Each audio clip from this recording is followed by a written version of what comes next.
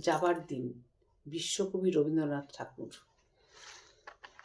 যাবার দিনে এই কথাটি বলে যেন যাই, যা দেখেছি যা পেয়েছি তুলনা তার নাই।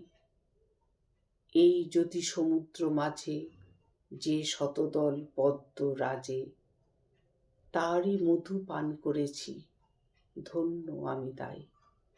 যাবার দিনে এই কথাটি জানিয়ে যেন যাই। বিশ্বরূপের খেলা ঘরে কতই গেলেম খেলে, অপরূপকে দেখে গেলেম দুটি নয়ন মেলে। পরশ যারে যায় না করা, সকল দেহে দিলেন ধরা। এইখানে শেষ করেন যদি, শেষ করে দিন তাই।